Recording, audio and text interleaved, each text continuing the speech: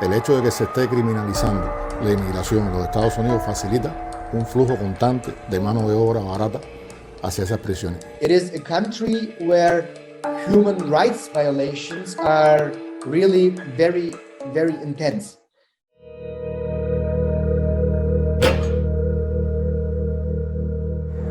While the U.S. likes to claim itself as a defender of human rights, forced labor, a legacy of slavery, is still deeply rooted in the contemporary U.S. society.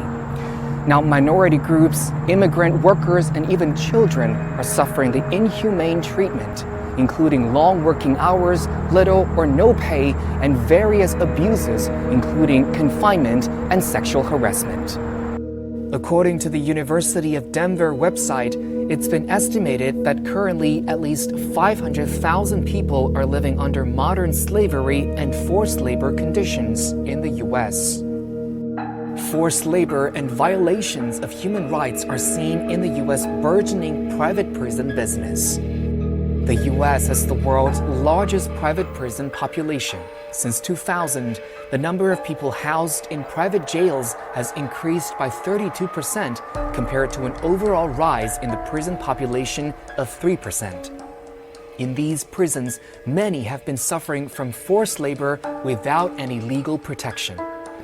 Mucha de esa gente cae en una especie de limbo legal porque están presos sin haber sido sometidos a juicio, sin que lo ampare ninguna ley, y por lo tanto pueden estar cumpliendo prisión por el tiempo que estima conveniente el gobierno del estado o el gobierno federal.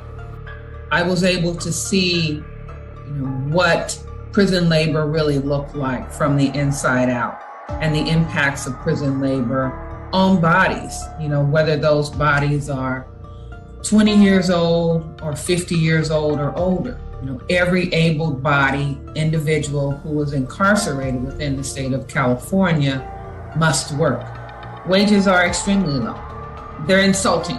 The privatization of the U.S. prison system is definitely one of the things that is leading to the commercialization. В 2011 году в США судья Марк Киварелло, он был в Пенсильвании и был приговорен к 28 годам заключения за то, что он незаконно приговорил тысячи подростков, то есть несовершеннолетних юношей и девушек к тюремному заключению. А почему он это делал? Он делал за то, что ему предлагали взятки от бизнесменов, которые строили и управляли тюрьмами для несовершеннолетних. Соответственно, конечно же, злоупотребления в тюремной системе и связанные с принудительным трудом, они имеют очень большое распространение, в том числе и в США. Not only in prison, children who are not incarcerated may also fall victim to forced labor in the U.S.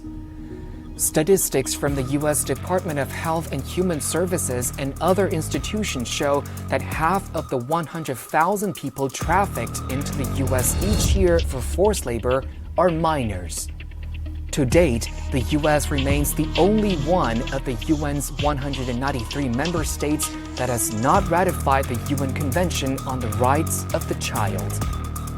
If you look at the United States, they are the number one violator actually of UN mechanisms. They criticize other countries about forced labor or children's forced labor, but they are not even signatory to the United Convention on the Rights of the Child.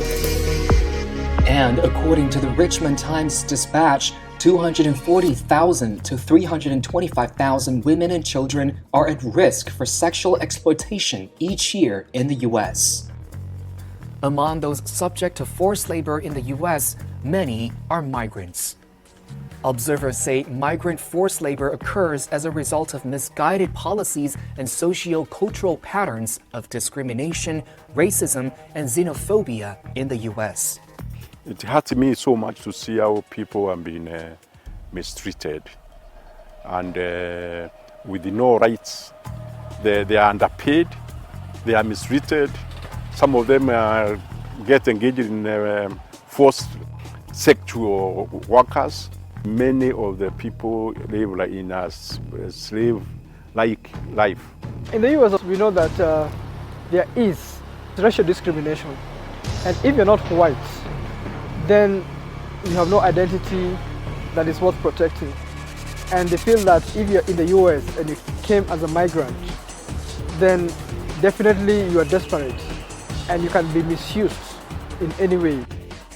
According to international organizations monitoring human rights, forced labor is pervasive in more than 20 U.S. industries, including domestic service, agriculture, and medical care. However, to date, the U.S. has appeared less willing to assume its due responsibility to eliminate forced labor within its borders.